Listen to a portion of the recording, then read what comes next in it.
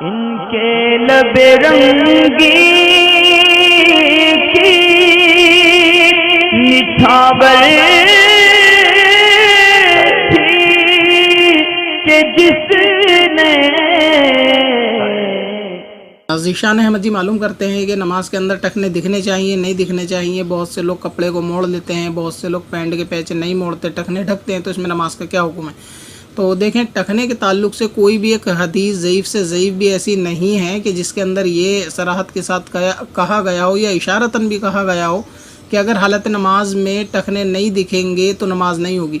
ये जाहिलों ने अपनी जहालत को रिवाज के ऊपर, समाज के ऊपर थोप रखा है और ये रिवाज में बात आम कर रखी है कि अगर टखने दिखना नमाज में ज़रूरी है। ऐसी कोई हदीस नहीं है और ना ही टखने दिखने का ताल्लुक़ नमाज से है।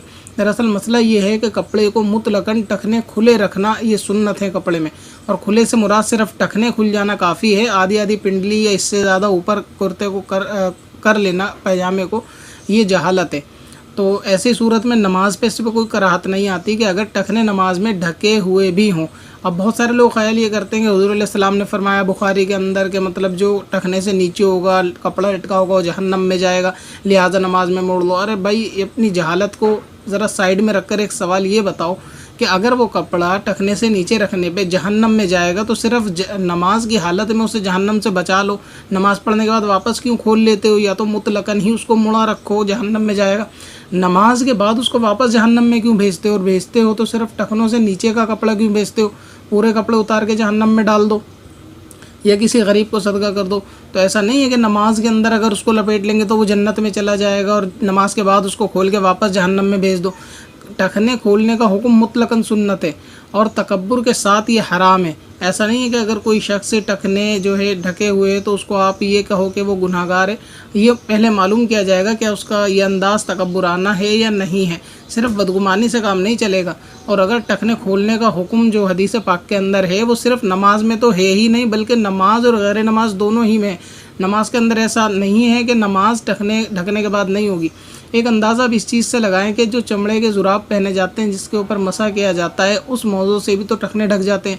अगर नमाज में टखने ही खोलना ज़रूरी होता तो वो मोज़े पहनने के बाद, टखने ढकने के बाद किस तरह नमाज हो जाती? तो ये सोचने वाली बात है कि कपड़े को मोड़ना नमाज के अंदर मकरूह तहरीमी है, बल्कि बालों को समेटना, मोड़ना भी नमाज के अंदर मकरूह तहरीमी है। तो हालत नमाज में कपड़ा मोड़ कर टखने नहीं खोले जाएंगे, बल्कि कपड़ा जिस हाल पे उसको छोड़ दिया जाए। कपड़े को हर तरीके से घुरसना ये नमाज के अंदर बिल्कुल भी दुरुस्त नहीं है। ऐसी नमाज वाजिबुल आदा है। इन नमाज़ों को फिर से दोहराया जाएगा। ये लोगों ने सिर्फ एक जहालत चला रखी है कि टखनों को खोलो, नमाज नहीं होगी।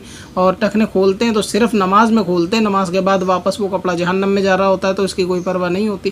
तो टखने ढके भी रहेंगे तो भी नमाज हो जाएगी, बल्कि कपड़ा मोड़ने से नमाज मकरूह तहरीमी होगी। वो नमाज होगी नहीं जो कपड़ा समेट कर, ख़ास तौर से पाँचे समेट कर पड़ी गई हो। आस्तीन एक टाइम को ये हो सकता है कि आधी कलाई से अगर कम है, यानी किसी ने कफ के 1 या 2 बल आस्तीन के समेट लिए, तो लपेट लिए, ऊपर फोल्ड कर लिए, तो उसमें तो नमाज हो जाएगी, मकरूह नहीं होगी। मगर पैंट के पाँचे से तो बिल्कुल नमाज मकरूह तहरीमी होगी कि खिलाफ रवाज ये जो है कपड़ा पहना जाता है। और इसमें ऐसा भी कोई मसला नहीं कि नमाज हमें अगर टखना ढकेंगे तो कोई कराहत पैदा होगी। नमाज बिल्कुल उसकी टखने ढकने के बाद भी दुरुस्त होगी। पत्थर में हसन लाले पुरनवार बनाया